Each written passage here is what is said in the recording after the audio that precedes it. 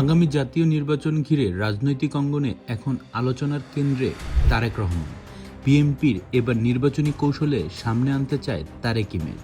তবে বিশ্লেষকরা বলছেন সেই পথটা সহজ হবে না, কারণ হাওয়া ভবনের মেমোরি এখনও অনেক ভোটারের মনে আছে।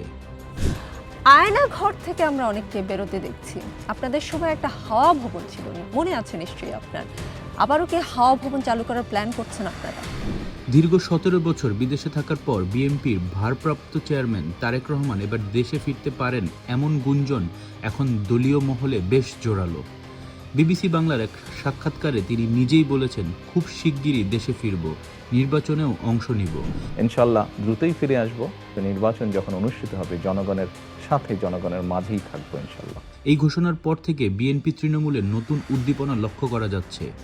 সিরাজদি খান থেকে শুরু করে বিভাগীয় শহরগুলোতে নেতাকর্মীরা এখন তারেক রহমানকে নিয়েই ব্যস্ত। ব্যানার, পোস্টার, প্রচারণা সবকিছুতেই তার মুখই এখন বিএনপির প্রতীক হয়ে উঠেছে। উপজেলা পর্যায়ের নেতা আব্দুল কুদ্দুস ধীরন বলেন, নেতাকর্মীদের একটাই প্রশ্ন, তারেক রহমান কবে আসবেন?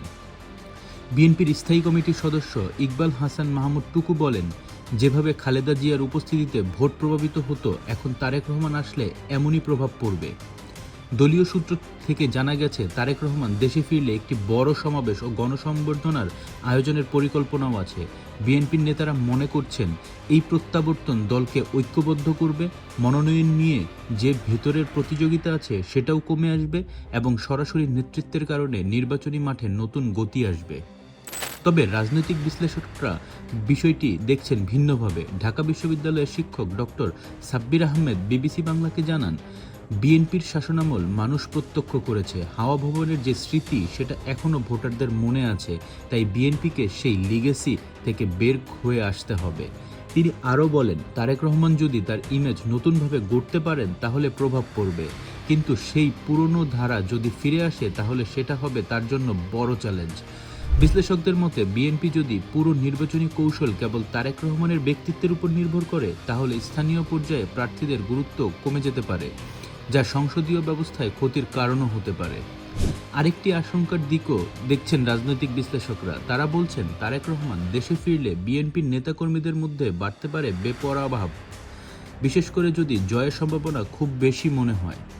ডক্টর সাব্বির আহমেদ বলেন, এই পরিস্থিতিতে ব্যবসায়ী, আমলা, এমনকি সিভিল সোসাইটি বিএনপির দিকে ঝুঁকতে পারে।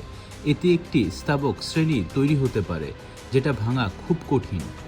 17 বছর পর তারেক রহমানের দেশে ফেরা নিঃসন্দেহে বাংলাদেশের রাজনীতিতে বড় এক ঘটনা।